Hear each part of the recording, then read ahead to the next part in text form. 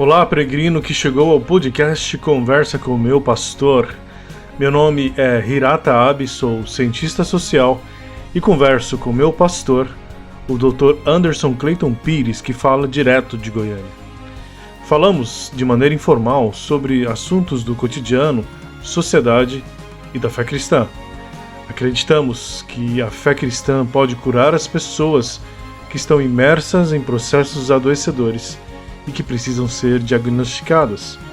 Afinal de contas, o que nos adoece e como a fé cristã pode nos curar?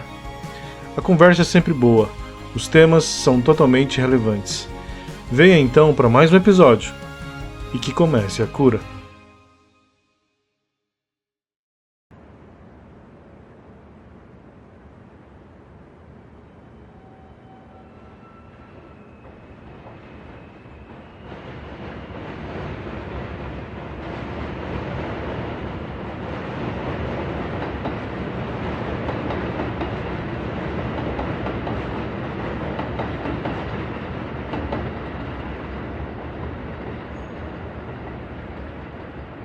Peregrino que chegou ao 17º episódio do podcast Conversa com meu pastor, comigo, Hirata Abe, que falo com o Dr. Anderson Clayton Pires, lá de Goiânia. Em tempos de polarização política e, consequentemente, cultural, essa pauta chega a esse podcast pela necessidade de se esclarecer a relação da fé cristã com esses dois vieses ideológicos, ou seja, nenhuma. A fé cristã não precisa de uma ideologia para se posicionar no mundo. E o pastor Anderson mostra quão distinta a fé cristã é de qualquer outra ideologia.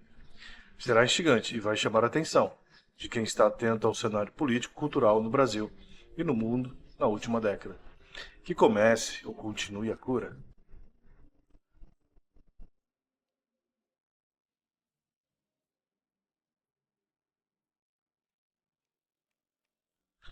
Não, a chuva começou hoje, mas pode ser que aumente.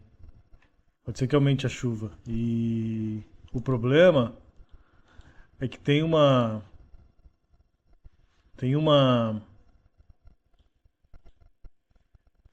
uma chuva que é bem tradicional aqui chamada chuva de São Miguel, no final de setembro, lá pelo dia 27, 28 de setembro. E essa chuva geralmente dá enchente, se for para dar enchente é nessa chuva. Tá esperando. É, Vamos ver o que vai acontecer. Vamos ver o que vai é ser. ruim demais Sim, não. viver assim, não é?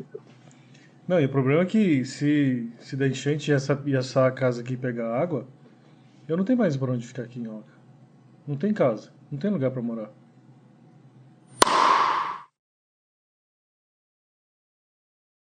Esse tema que eu te mandei aí, ele é plausível porque, assim, qual que foi a minha, por que eu pensei nesse tema? Por exemplo, quando eu falo pra Fabi que a gente não é de direita, ela não entende muito assim. Quando eu falo que que a gente não é conservador, muito menos. E eu acho que as pessoas precisam entender por que a fé cristã ela não precisa de puxadinhos ideológicos para para se para se colocar no mundo. A gente não precisa disso. A gente não precisa de sei lá, uma esquerda cultural que abraça partes da fé cristã e transforma numa coisa que tem a ver com a ideologia deles. Muito menos a direita cultural, que fez o que fez e acha que vai salvar o mundo porque o Brasil é do Senhor Jesus, e essas coisas todas. Né? Então, assim, eu acho que é muito importante alguém com autoridade fazer essa diferenciação, porque as pessoas. Já que aqui a gente, no podcast, a gente fala que. O pastor já abriu a porteira dizendo que fé evangélica não é, não é fé cristã. O que já deu muito. O que já deu muita confusão aqui. Ô, pastor, você É tem mesmo, ideia. é mesmo? É mesmo. Ah, não. Assim, já que o pastor já abriu a porteira, então vamos fazer a diferença das outras coisas também. Da direita cultural, da esquerda cultural, Eu não sabia, não. do dire... Eu não do, sabia. conservador... do conservadorismo. Essa bomba de tudo aí, não. Ah, É mesmo, explodiu. Já. mas isso é Eu relevante. Mas acho. eu só quero saber, isso é relevante falar? Ou é conversa de Zé Mané como aquela conversa que a gente teve sobre a cultura? Não, eu acho que é o seguinte, eu acho que a conversa de Zé Mané. A conversa de Zé Mané é uma conversa que não tem relevância mesmo, não.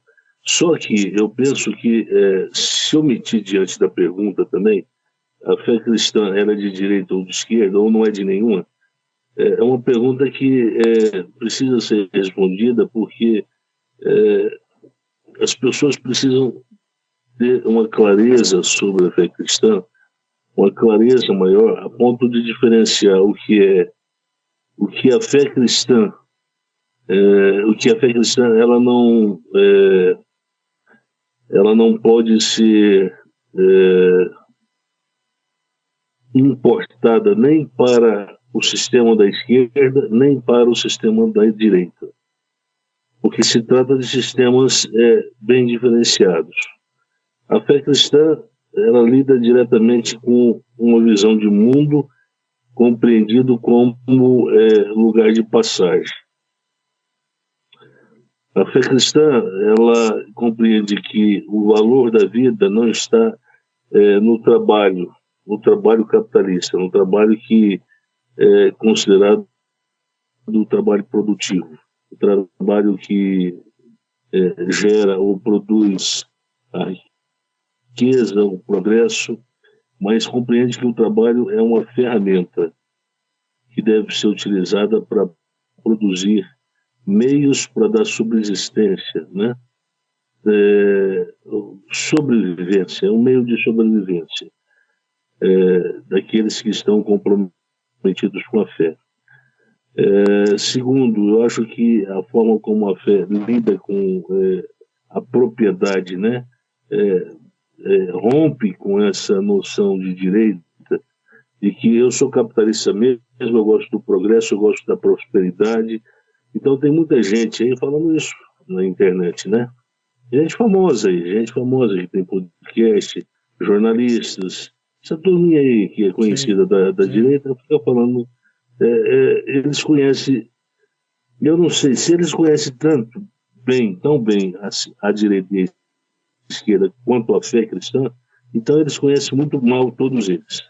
Então, eu penso que eu já falei e para você uma vez na conversa e vou retornar a fala. Falei também isso com outras pessoas. A esquerda cultural ela entra em cena e eu acho que quem produziu a esquerda cultural foi o capitalismo mesmo. O capitalismo Foi é uma resposta, né? um, um modo de produção que traduzida em termos de trabalho produtivo. Trabalho produtivo, qual é a finalidade de vida? A finalidade de vida é subir, é escalar esse horizonte do progresso, né? Então, essa é a finalidade de vida para a filosofia da história ou a visão de mundo do capitalismo. Isso gera o estresse, gera a saturação. Para quem leu o Weber, vai ver lá que ele usa a expressão espírito do capitalismo, e esse espírito ele traduz como sendo disposição. São disposições presentes em termos de moralidade, em termos de ethos, maneira de ser.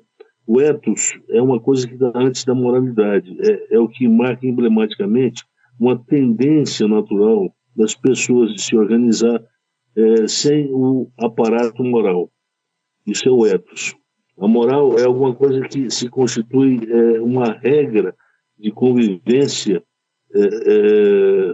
eu diria, de convivência mútua, né, entre as pessoas, quer dizer, a moral é o que estabelece o bem comum a partir da vida social e o progresso, a ordem que se compreende a partir da construção de uma moral é uma ordem que precisa ter um alcance macro, um alcance social macro, porque se pensa na moral sempre como uma espécie de ferramenta que traz a noção que separa os limites da liberdade de cada ser humano, de cada indivíduo. A moral estabelece esse limite. Portanto, a moral e liberdade são conceitos que trabalham, eles operam juntos, né? Eles operam juntos, a moral e a liberdade. Quer dizer, sem a compreensão, sem a base moral, a liberdade é um conceito de fundo moral, diferentemente do direito, da lei, da legalidade, que quando a gente fala assim quando a diferença entre o dever, você lembra aquela expressão do Clarke? Eu faço isso porque é certo. Sim. Então, se é certo é porque foi definido pela moral, e não pelo direito, e não pela legalidade. Agora, se eu falo assim, porque eu faço isso porque não pode ser feito aquilo, porque é proibido fazer aquilo. Sim, aí eu estou diante de um aparato ou de uma espécie de um dispositivo jurídico que estabelece uma relação de punição para quem transgride certos dispositivos legais que são instituídos na sociedade. Esses aí são diferentes dos dispositivos morais. Então, não há uma punição objetiva para quem transgride as regras morais. Mas regras legais jurídicas, sim. Quem transgride elas tem uma punição, né? Então, a liberdade foi isso. O capitalismo estabeleceu uma espécie de moral do progresso. Como é que você chega ao progresso? Como é que você faz para levar um estilo de vida que vai te garantir a conclusão não, a culminância, a prosperidade ou o progresso na vida como culminância. Vai te dar um resultado certeiro, um resultado certo de que você vai trabalhar e que o seu trabalho vai ter processualidade, progressividade. Isso é o capitalismo, né? O capitalismo do século XVII, o século XVI. Quando ele usa a expressão vocação,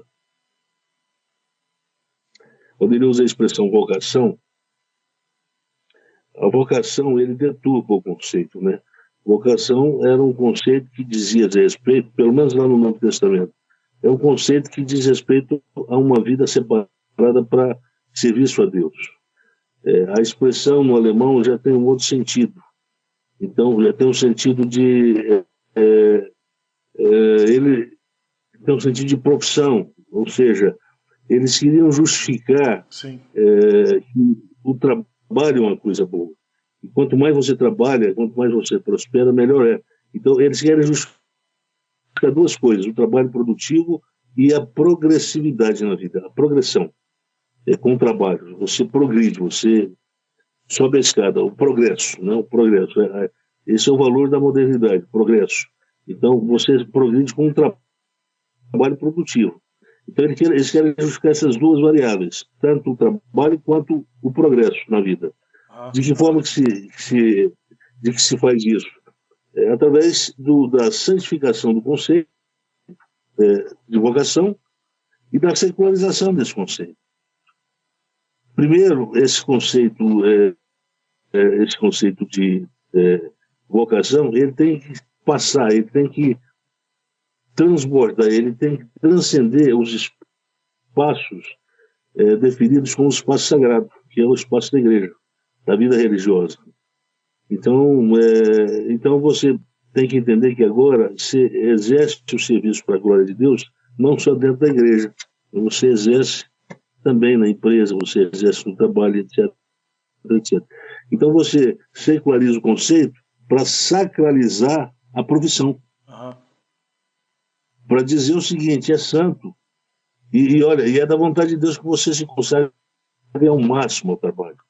Então você tem que trabalhar o máximo possível, tem que se dedicar o máximo possível ao trabalho. Só que é um trabalho produtivo, é um trabalho secular, né? Não é um trabalho de serviço ao próximo. É um trabalho produtivo que visa a prosperidade de quem empreende, o self-made man. Sim. Então, isso aí é basicamente a compreensão direitista, né? É a compreensão que eles têm, a visão de mundo. Então, para eles é o seguinte, é valor, o indivíduo, aí tem a contraposição. A contraposição. O que é valor? O individualismo. Por que o individualismo é importante para a direita? É por causa da figura, a figura do self-made man. É aquele cara que, para chegar ao sucesso, ele não precisa ser ancorado pelo pai, pelo amigo, Sim. pelo tio, Sim. pelo patrão. Ele não precisa do endosso do nepotismo. Uhum. Ele consegue Ele por si só. o progresso sem ter o endosso do nepotismo. Pode falar. Ele por si só, porque é o self-made. Se faz por ele Exatamente. mesmo. Então, e outra coisa também, é porque se nós demos uma sacralização ou uma sacramentada semântica no conceito de Beruf, então o trabalho não tem como ser considerado um trabalho profano. O trabalho profano é um trabalho condenado por Deus. É um trabalho que não tem importância para Deus. Não, agora tem, porque a ética calvinista, ela inverte o significado do trabalho. Agora, o trabalho é feito para a glória de Deus.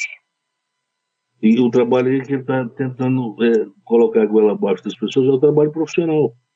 Portanto, quanto mais você se dedica ao trabalho profissional, tanto mais você utiliza esse trabalho para glorificar o próprio Deus, através dele. Então, veja bem, essa é a visão. Aí, obviamente, se você trabalha muito, baseado no princípio da laboriosidade e da racionalização, obviamente, você vai criar um excedente, vai criar uma mais-valia, em linguagem marxista, né? Sim. Você vai criar uma mais-valia, você vai criar uma economia, você vai criar uma poupança, você vai criar um patrimônio com isso. A expressão mamon é exatamente isso, é posse.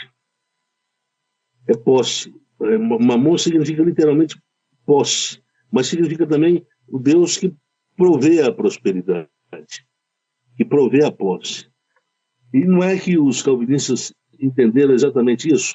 Eles atribuíram à realidade uma metafísica, a realidade do trabalho, uma realidade metafísica por trás. Portanto, se tudo que você faz no trabalho é para a glória de Deus, então aí o trabalho é uma coisa de Deus. Existe uma metafísica. Então, o retorno que ele dá, é Deus que dá a prosperidade. É o retorno de Deus Aliás, para a criatura que trabalha. teve um pastorzão aí, ricaço, milionário, que mora nos Estados Unidos. Aí, em relação a isso, alguém deve ter perguntado para ele: e o seu dinheiro? Por que você tem tanto dinheiro assim? Não, eu recolho aquilo que Deus me deu. É isso aí. É isso aí. Então, olha bem, aí a gente vem à esquerda, que para mim foi uma ideologia que nasce Sim. como uma espécie de contraponto à própria ideologia de direita, que foi bem representado pela ética protestante calvinista, Sim. e dá um corte e demoniza o capitalismo, portanto, demoniza o trabalho produtivo. Diz que esse trabalho produtivo é um trabalho que gera propriedade, na verdade, é uma propriedade que nunca vem para o indivíduo, é uma propriedade que sempre fica na mão do capitalista, porque ele é o dono do modo de produção. Modo de produção. Né? Então, na verdade, você trabalha, mas você não usufrui da riqueza porque o capitalista não deixa. Né? E aí vem falar, obviamente, que depois o Marx reconhece. Ele reconhece, depois naquele capítulo lá do Capital, a acumulação primitiva do Capital, ele reconhece aquilo, é uma parte histórica da obra dele. Ele reconhece que o protestantismo é uma religião burguesa. Ele reconhece, ele fala quase que textualmente algo parecido com isso. protestantismo é uma religião burguesa. Portanto, quando ele está falando dos capitalistas que detêm o modo de produção, ele está falando exatamente dos protestantes. Sim. Da turma que cresceu na vida, que investiu no patrimônio, na empresa, que aparelhou a empresa, tornou ela uma empresa cada vez mais funcional para gerar Sim. cada vez mais riqueza, para prosperar cada vez mais, e para justificar com isso a ideologia do progresso, que o self-made man, né, o capitalista, o empresário capitalista, arvorou, né, arvorava para si. Então, a esquerda ela meio que é uma linha de contestação a tudo que pregou a direita no século XVII e XVIII. Né? Havia um humanismo, claramente um humanismo afirmado nas contestações da esquerda cultural da época. Né? E, portanto, o Estado ele favorecia a burguesia. Por isso que o Marx chamava o Estado de Estado burguês. Favorecia, e aquela relação entre a infra e superestrutura, quando ele compreende que é a base de baixo que determina a base de cima, né? Portanto, ele dizia a consciência não determina a existência, mas a existência determina a consciência. A existência é a base concreta, é a base de produção. Sim. A base de cima é aquela que é criada para justificar e para manter a base de baixo, né? Manter ileso, manter funcionando. Então, nós temos uma sociedade que valoriza só o trabalho, é uma sociedade tradicional, é uma sociedade que tem um discurso pronto, as instituições são estáveis, e, portanto, nós temos algumas definições éticas, algumas definições, alguns valores da ética social que são muito caros para o século XIX e XVIII, XIX e XX, e que está ali presente na ética do puritanismo. Quer dizer, toda essa noção de monogamia, que inclusive foi objeto de contestação do Marx e do Engels, né? Eles escreveram inclusive um livreto para mostrar que o casamento, ou essa família nuclear, essa família monogâmica nuclear, como a gente concebe hoje, como a gente conhece hoje, na época deles, isso aí é a base de sustentação do capitalismo. Por quê? Porque eles pregam a questão da propriedade privada. As pessoas casam para quê? Para comprar sua.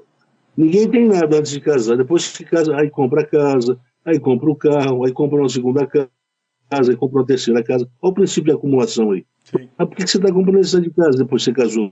Não, porque eu tenho que pensar no meu filho. Sim. Aí, não, eu tenho que pensar na minha velhice, eu tenho que fazer uma renda. Aí eu tenho que ter várias casas, etc, etc, etc, né? Quer dizer, essa mentalidade de multiplicação da propriedade, Sim. que foi praticado muito tempo pelo modelo monogâmico de casamento, foi duramente criticado pela esquerda cultural, né? Quer dizer, na verdade, ele pensava que se essas propriedades fossem para o Estado, o homem se tornaria menos ganancioso, porque ele não seria dono de nada, você entende? Sim. Mas o problema é que o Estado, pegando tudo, ele se torna opressor. Sim. Ele priva o ser humano da liberdade, ele priva o ser humano da liberdade econômica. Quer dizer, a pessoa está querendo viajar para a França, não pode, por quê? Porque o Estado não autoriza. A pessoa quer fazer um churrascão no domingo, ele não pode, por quê? Porque o Estado não autoriza. Ele quer mudar de carro, quer comprar um carro melhor de residência, o Estado não autoriza, então ele não pode comprar. Então, a forma como eles compreenderam o funcionamento do Estado é uma forma em que o homem, a humanidade, passa a ser suprimida, a sua liberdade fica suprimida. Se cerceia ou se suprime a liberdade do ser humano, da pessoa humana, para justificar uma ação que pretende ser responsável pela manutenção da ética da não ganância. Portanto, o que é a ganância? A ganância é a vontade de ter mais. Quer um, quer dois, quer mais, vai querendo, e aí para ele obter, ele vai trabalhando, e o capitalismo dá corda. Como no sistema socialista o indivíduo ele não é dono de nada, ele não é proprietário de nada, e portanto ele não estica, ele não multiplica a sua propriedade, tudo é do Estado, então ele não vai trabalhar com essa finalidade de enriquecer. O Estado é que fica com tudo, o Estado é que define o que ele precisa para sobreviver. E no Estado, aquilo que é considerado tradicional, as instituições que são consideradas tradicionais, né, aí casamento monogâmico, casamento nuclear, essa compreensão de família nuclear que nós temos, tudo isso é contestado pelo Estado ou pela esquerda cultural. Mais recentemente, né, naquele seminário que eu fiz aí em Goiânia, não sei, você pode poder, você se lembra, você morava lá ainda. Quando eu falei sobre a destradicionalização, Sim, né? melhor, Então, foi o eu melhor me lembro seminário que de eu todos. falei, exatamente. Então, eu falei lá sobre a política de desnormatização, quer dizer, não existe o certo, não existe a norma, o padrão, quer dizer, não existe a norma social que possa estabelecer um padrão aceito pelas pessoas.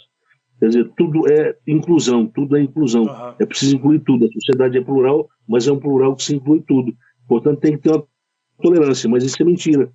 Porque a tolerância tem que ter só para o pessoal que não concorda com eles. Porque eles não têm tolerância para quem não concorda com eles. Sim, Mas sim. eles exigem a tolerância para quem discorda deles. Então, há uma desonestidade. Se trabalha muito com a mentira como valor, e não como contravalor, como um antivalor. Sim. Isso é um problema. Porque relações que são fomentadas na base desse valor, a mentira, contra-valor, são ações que provocam, na menor das hipóteses, a consciência paranoica, ou Sim, semi-paranoica. sim. Você mentindo o tempo todo, logo, logo as pessoas que estão ao seu lado vão tomar medo de você. Não vão saber exatamente quando você está falando a verdade ou quando você está mentindo, o que é verdade e o que é mentira. Então, relações que acontecem sob essa base são relações que poderiam ser chamadas de relações inautênticas, Aham. não verdadeiras. Né? O apóstolo Paulo diz, olha, se você tem que conversar, estabelecer uma relação com o teu próximo, que seja na base da verdade. Cada um fale a verdade a teu irmão, Aham. porque somos membros uns dos outros. Então, veja bem que essa birra vem lá de trás, né? Então, depois que ela assume, quando a gente toma consciência que ela agora, hoje, 2015, o nosso século XXI, ela foi reacendida. Sim. Aí nós estamos ali mais ou menos no ano de 2014, com a Dilma no poder. Foi. Aí eles fizeram uma cartilha de reforma. Naquela cartilha eles jogam pesado, eles combatem a propriedade privada, eles dizem que vão combater toda a propriedade, Foi. não só no campo, como na cidade, ninguém vai ser dono de nada. Então, assim, não que eu sou a favor da acumulação da propriedade privada, mas acho que quem trabalhou e gastou dinheiro para comprar, é injusto tomar ele de forma assim e dar para o Estado, Sim. que não fez nada.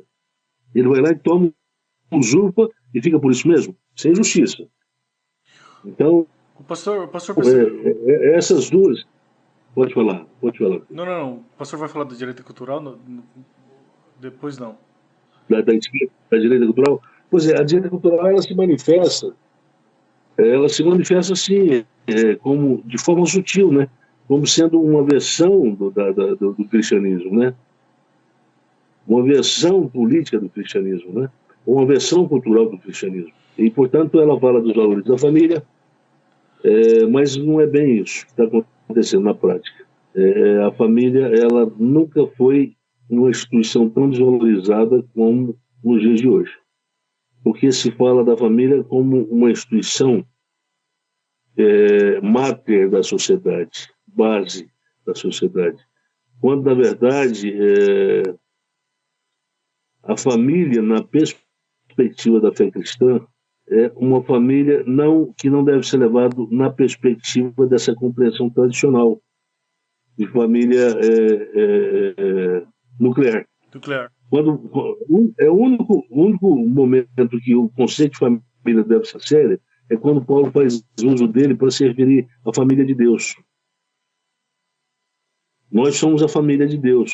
Aí o conceito de família tem que ser levado a sério, porque quando se fala de família de Deus, se fala de uma grandeza, de uma realidade, de uma composição mística de pessoas formadas para trabalhar no mundo e para servir as pessoas do mundo. Nessa perspectiva, nós temos um corpo que tem vários membros e que cada membro serve um ao outro. Quer dizer, ao servir um ao outro, ele acaba sendo utilizado também para servir o mundo. É a metáfora da mão que eu escrevi naquele artigo. Foi com essa finalidade que eu escrevi aquele artigo. Mostrar que a igreja é isso. Ela é um organismo vivo e, portanto, ela se presta a um trabalho prestado ao outro no mundo, né? A partir da funcionalização, né, ou a ação multifuncional dos seus mais diversificados membros. Então, é o único momento em que a palavra família deve ser levada a sério no Novo Testamento como sendo uma virtude. Caramba, Por quê? pastor. Por quê? Porque quando Jesus fala de família, ele diz que ele veio para fazer divisão entre pais e filhos, lá no Sim, Evangelho. sim, mas peraí, agora isso é novo para mim. Mas então, assim, a fé cristã ela não defende essa família nuclear, então? Ela não tem compromisso com isso? Não, não, o apóstolo Paulo, o cristianismo cresceu muito no Império Romano. E quando estava, à medida que ele ia crescendo no Império Romano, havia problemas, porque havia muito judeu que morava também em cidades romanas, mas que eram casados com romanos, ou seja, não judeus, Sim, eram sim. casados com helenos. Havia divergências que eram insuperáveis entre os Aham, casais. aham. E o Paulo escrevendo para esses casais, esse tipo de família, Paulo fala assim, olha, se não há convergência, então cada um caça o seu rumo. Entendi, entendi. Porque Deus é um Deus de paz. Deus não é um Deus de guerra. Não adianta vocês ficarem sozinhos, brigando todo dia por 10, 15, 20, 30 anos. Para que conserva conserva uma família na base da guerra por 10, 15, 20, 30 anos? Entendi. Então isso estava acontecendo. Estava acontecendo em cestos, em famílias tradicionais, nas comunidades helênicas. Quer dizer, estava acontecendo muita coisa complicada. A comunidade de Efésios é uma comunidade em que a família vive um Sim, momento ruim. muito Por isso o Paulo complicado. tem que orientar, olha, mulher, respeita o marido, porque as mulheres estavam pulando fora. Marido, ame as nossas esposas. Filhos, honra teu pai. Pai, não irrite os nossos filhos. Era uma comunidade completamente desorganizada, a comunidade helênica. Havia o conceito de família ali, mas era um conceito disfuncional de família. Mas Entendi. as pessoas tentam Sim, impingir a ideia de que está tudo certinho, sim. está tudo beleza, né? Então, veja bem, nesse caso, em vários outros do Novo Testamento, a família aparece como um problema. Nesse sentido que eu estou falando, aparece como um Entendi, problema nesse entendi. sentido. Quando aparece como não problema, é quando Paulo trabalha a família de Deus. Vós sois família de Aham, Deus. entendi. Quer dizer, É uma no família que. sentido de que se compara agora a família, não de uma família nuclear, mas é uma família mais ampla, mais inclusiva, muitos membros, multifuncional, você Que entende? funciona. Mas ela está no mundo. Ela Funciona. está no mundo para prestar serviço para o mundo. Funciona solidariamente uns com os outros. Exatamente. Por isso que lá é a metáfora da mãe e a ética da inclusão. A base de tudo é o serviço, é a vocação diaconal. Essa é a base de tudo. Da igreja enquanto família para o mundo. E essa esquerda cultural, pastor, ela, assim, porque quando eu conheci a esquerda, o socialismo lá na universidade, era um socialismo revolucionário, né? E aí, de 2014 para cá, a Dilma começou a falar sobre pautas de valores, a coisa do aborto, blá blá blá, tanto é que depois na campanha, no meio da campanha, ela mudou até, ela falou dizendo que era a favor, não era a favor do aborto, não ia colocar isso em questão. Mas a esquerda ela veio mudando, né, de revolucionária para pautas identitárias. E Uhum. isso assim, foi isso que fez a maioria dos evangélicos, como é que fala? Afastar da esquerda cultural e ver a esquerda cultural como uma um perigo, e é por isso que o pessoal veio para a direita cultural. Eu acho que é um risco de estar na direita e estar na esquerda. Porque quando a pessoa sai da esquerda, se afasta da esquerda e vem para a direita, ela está vindo para um mundo de ilusão. Sim. É o que produz a direita cultural. Eu lembro que eu vi um programa feito por um pessoal aí da direita, que você sabe mais do que eu, esse pessoal da direita que fez um filme, já fez uma reportagem. Brasil Paralelo. Brasil Paralelo. E aí eles fizeram um programa lá de final de ano, para falar sobre o tema de família. Sim, Natal. Chamaram tal, fulano, não chamam nenhum especialista. Propriamente, o especialista eles não chamam.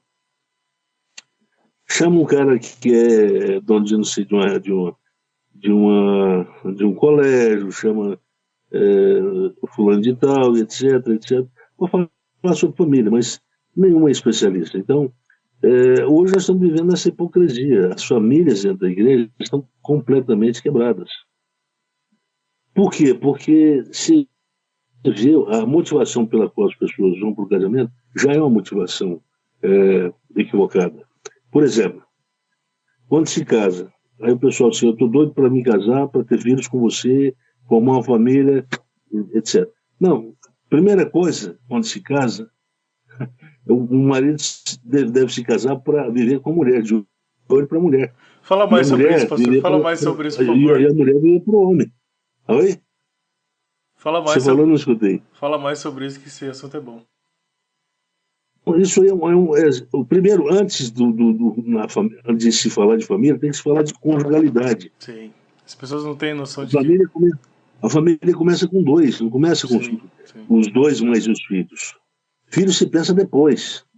Depois que a relação entre os casais estiver suficientemente amadurecida, do ponto de vista do capital afetivo, do ponto de vista do capital erótico, do ponto de vista da sexualidade, quer dizer, que eles tiverem resolvido, que eles conseguirem ser plenamente satisfeitos uns com o outro, enquanto casal, aí se pensa na vida do filho. Não se tem que ter pressa. Os caras não, o cara querendo ter o filho, aí vai tendo um atrás do outro, vai virando aquela bagunça, depois o moleque chega na adolescência, não tem os outros são menos, aí a disfuncionalidade começa aí, e daqui a pouco nós temos uma família completamente espancada, onde a autoridade dos pais passa a não ser mais reconhecida pelos filhos, onde os pais passam a ter medo dos filhos, a não reconhecer mais os filhos como filhos, e aí há um empobrecimento do capital afetivo, há um processo de alienação interafetiva dentro da família, pais eles se esfriam afetivamente com os filhos se esfriam afetivamente com os pais. É isso que nós estamos vendo. Esse é o modelo de família que a direita fica falando que é valor, que isso é bonito. Você entende? Tá louvando, tá exaltando. É esse tipo de família que está em crise, está todo quebrado, mas eles valorizam o conceito, família. Nós pregamos família. Né? Então, não funciona isso aí, é iludir as pessoas. Então não adianta você tirar o cara da esquerda e botar ele numa ilusão. Uma direita que produz ilusão, que não fala da verdade, que mente. Quer dizer, quem produziu a direita da esquerda foi mais os movimentos das igrejas do movimento neo. E a gente sabe o que é o movimento neo. É um movimento que cresceu baseado na mentira, na propalação da mentira. Foi. Prometendo prosperidade para todos e não veio para todos. Prometendo privação de doenças para todos, isso não aconteceu. Prometendo consolidação da família, e isso não aconteceu. Sim. Houve famílias que dissociaram. Eu conheci um cara que foi para o Rio de Janeiro, ele era lá do Rio de Janeiro, carioca, morou aqui em Goiânia um tempo, casou com a menina, a gente via que ele casou assim, sem convicção afetiva com a menina. Era músico lá da igreja, né? E tal, etc. Eu não posso falar o nome dele aí, porque eu sei quem é. Pode complicar. Mas, assim, é um cara que teve fama aí, etc. Cantou, escreveu música, etc. E agora eu fiquei sabendo há pouco tempo que ele está divorciado. Casou de novo. Depois, em off, eu te falo o que é. Assim, esse é o tipo de família mentirosa que eles estão pregando. Entendeu? E hoje, mais do que nunca, os terapeutas estão ensinando os filhos a romper a relação com os pais. Nossa. A não reconhecer a autoridade nem afetiva e nem moral dos pais para educarem. Isso é a família que nós temos que defender? Não. E a escola também está ensinando. Mas é a família que... A escola também está ensinando os filhos a desobedecerem o pai. Tem tantas escolas, Também. tem tantas escolas aí É, orientadas pelos valores da esquerda cultural, pastor. exatamente. A esquerda cultural que compreende a família para relativizar a autoridade do pai e da mãe no processo da criação, da formação da consciência moral, da paideia cristã. Quer dizer, forma-se uma consciência cristã nos filhos, eles vão ter mais facilidade para subordinar os pais, e o domínio dos pais vai prevalecer. Mas pai não tem que dominar sobre o filho. Paulo diz, olha, não ter os nossos filhos para não torná-los pusilânimes. Ali, a faixa etária provável de filhos, dos filhos para os quais Paulo falava, é jovem, bem jovem. É de uma etapa da adolescência para a juventude. Ali os filhos ainda dependem dos pais. Tem um momento lá que Paulo diz, olha, obedecer aos seus pais em tudo, não dá? Não dá para você chegar para um filho de 50 anos e falar para ele, olha, obedeça ao seu pai em tudo. Fala assim, opa, então está ferrado. Eu não vou conseguir ser pai, porque se eu deixar o meu pai criar o meu filho, eu perco a autoridade de pai. Mas se o que Paulo está dizendo, olha, obedece o seu pai, aí eu vou ter que também reclamar, fazer a reclamação Do espaço. e evocar para o meu pai, que tenta impor e dominar a vontade dele sobre mim, vou ter que evocar a voz do pai dele também. Mas não, você vai ter que obedecer ao seu pai também. Vamos descobrir o que seu pai falou. Aí nós vamos fazer essa brincadeira de domínio aí, um querendo puxar a sardinha para si. Entendeu? Então, vira bagunça. Aí, Paulo, se vocês fizerem isso, vocês vão dar razão para os filhos de vocês ficarem desanimados da vida. Sim, sim.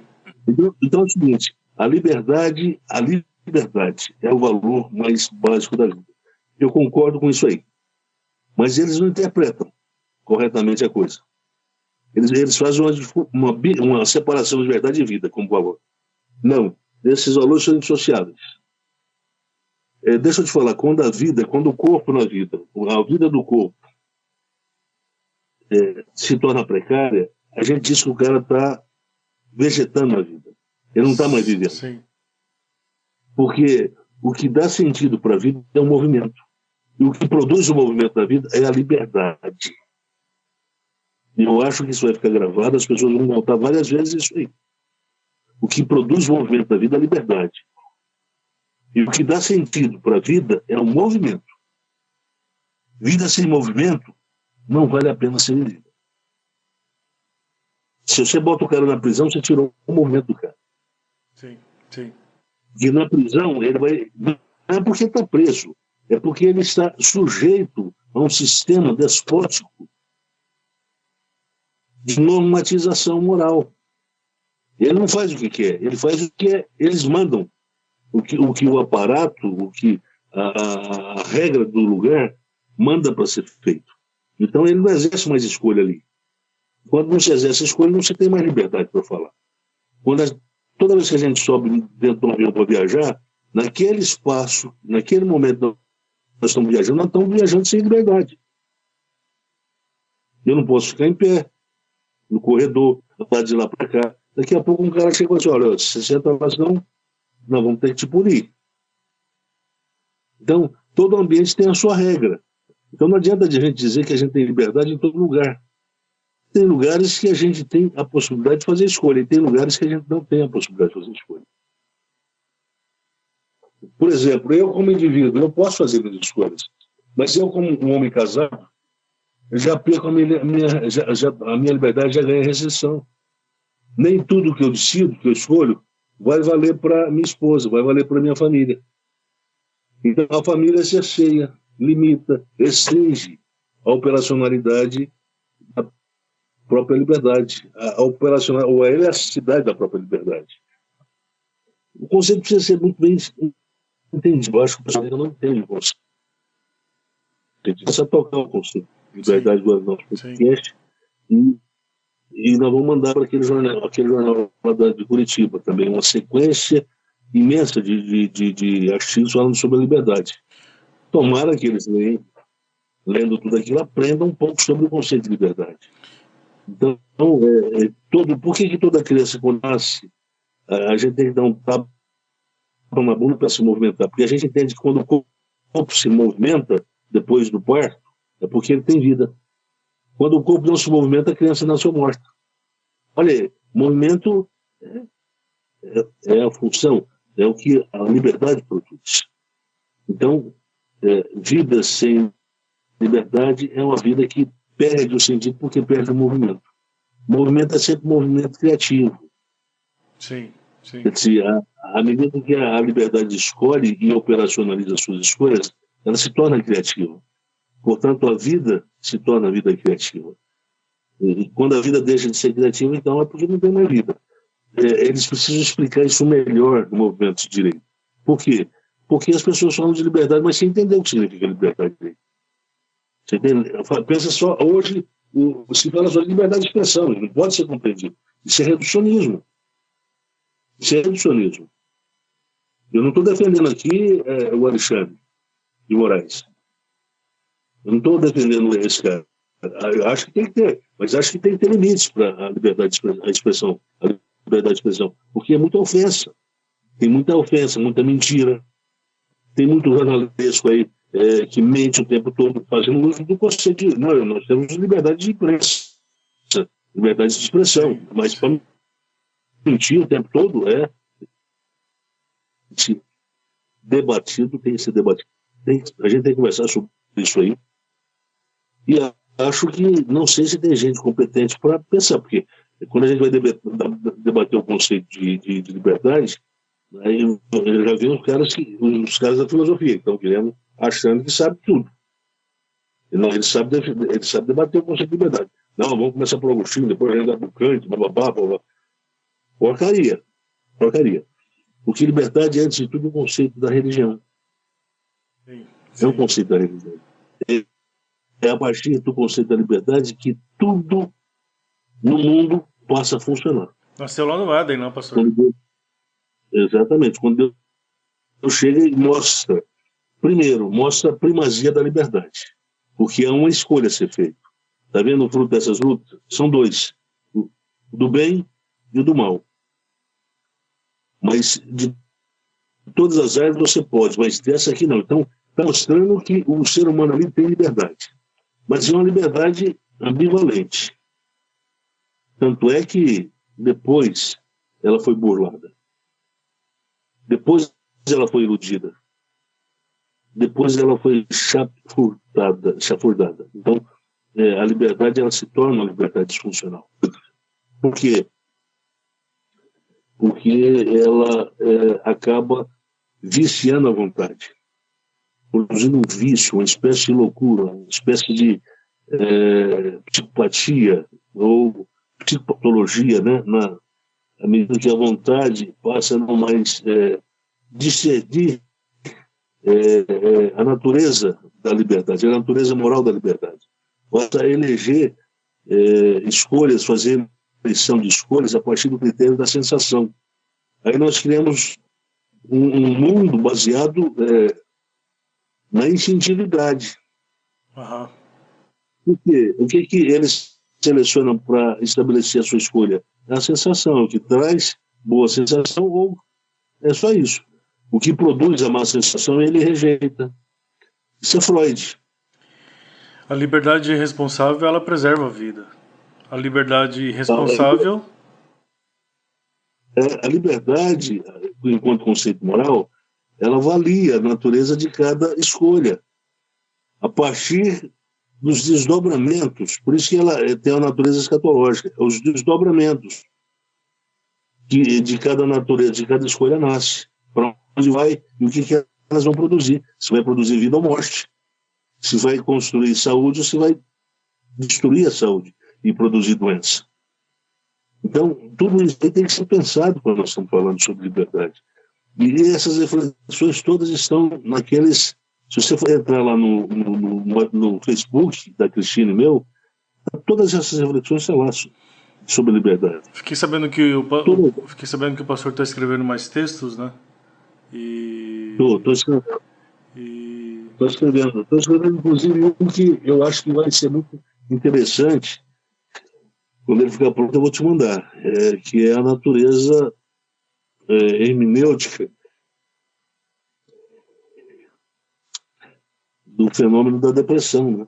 Da doença. Quer dizer, a doença, muitas vezes, ela habita exatamente no processo de interpretação. Ela mora na interpretação que o próprio sujeito faz do seu processo de vida.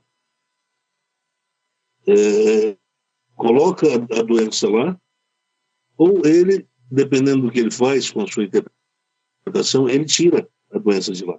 Mas a leitura é sempre, a vida é sempre lida a partir da hipótese da depressão ou não. Entendi. Você entende?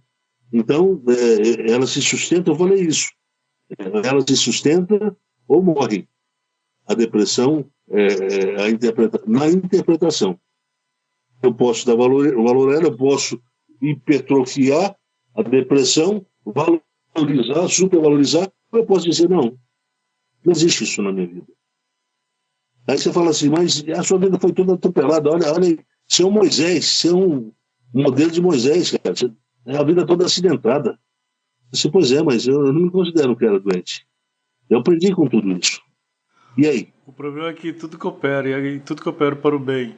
Então, quer dizer, a minha força é a esperança de que essa palavra, ela... Não, por isso que, quem está ouvindo aqui agora, por favor, ouça o episódio 9 desse podcast aqui, que é o melhor episódio de todos disparados. Desculpa dizer isso, pastor, mas o 9 é o melhor. É o mais terapêutico. O pastor fala sobre isso. É isso aí. Então, veja bem, nós temos todas essas dificuldades que é pauta da direita. Eu digo que eu discordo da forma, eu discordo do conteúdo, da forma como eles interpretam certos valores. A forma como eles interpretam a liberdade, eu discordo. A forma como eles interpretam a família, eu discordo. A forma como eles interpretam o trabalho produtivo, a riqueza. Veio a prosperidade, eu discordo disso. Sim, eu não condeno a prosperidade. Mas eu não posso fazer da prosperidade um valor. Isso daí é o Olavo de Carvalho, pastor. Olavo de Carvalho. Sim, sim. Isso é outra coisa, entendeu? Porque no Novo Testamento, a pessoa é o maior valor. A necessidade da pessoa. E o Paulo, caminhando para o lado de Jesus, para os ensinos de Jesus, diz, olha, aquele que roubava, aquele que furtava, roubava, né? Não roube mais. É aqui em casa. Antes trabalhe e ajude quem precisa ser ajudado a partir do fruto do seu próprio trabalho. Então, agora, antigamente o trabalho não era valor porque não tinha finalidade diaconal.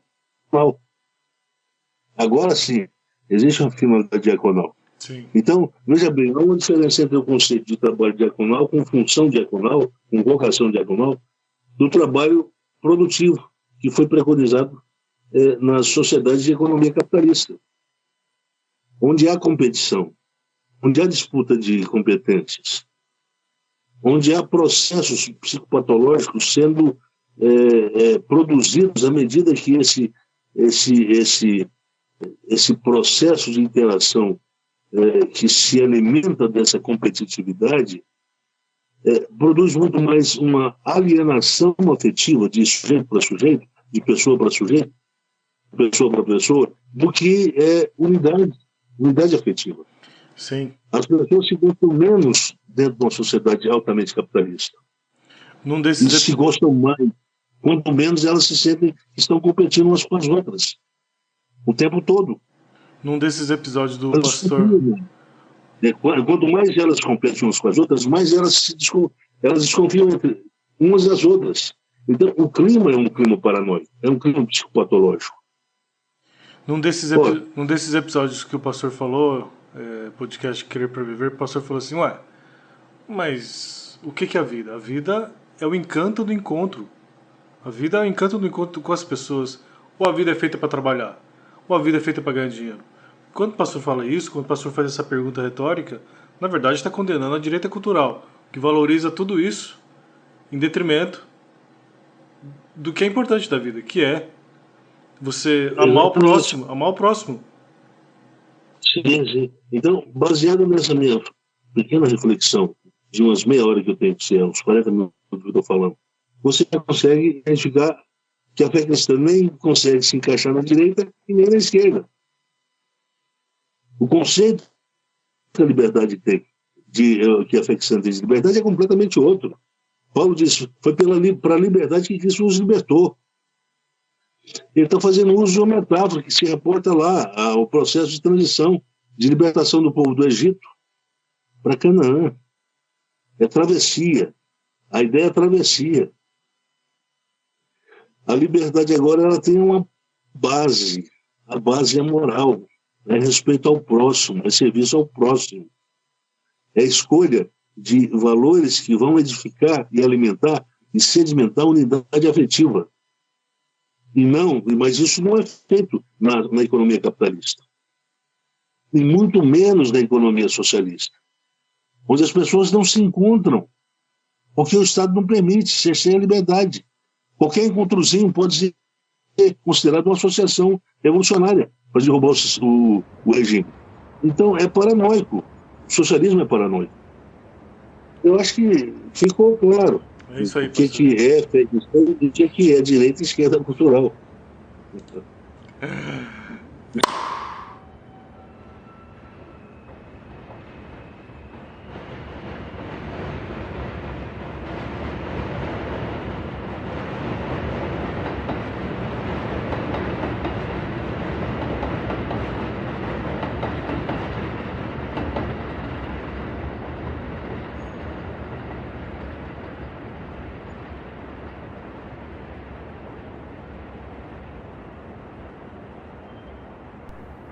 Por que a fé ela produz a estabilidade? Porque existe a esperança de que não existem movimentos acidentais ocorrendo na vida de um cristão. Porque se a gente considera essa hipótese, se cresce a incerteza em relação ao futuro. O futuro se torna incerto. O futuro se torna paradoxalizado. E o grau de incerteza em relação ao futuro vai aumentando, vai se tornando mais paradoxalizado, à medida que eu admito a hipótese de que outros acidentes ocorrerão com maior frequência no futuro. E aí, esses acidentes concorrerão com a providência e produzirão uma psicologia muito fragilizada no ser humano. E aí, em vez dele viver pela fé, ele vai começar a viver pelo medo. Isso vai ser a abertura de várias possibilidades para a sua vida se tornar uma vida adoecida.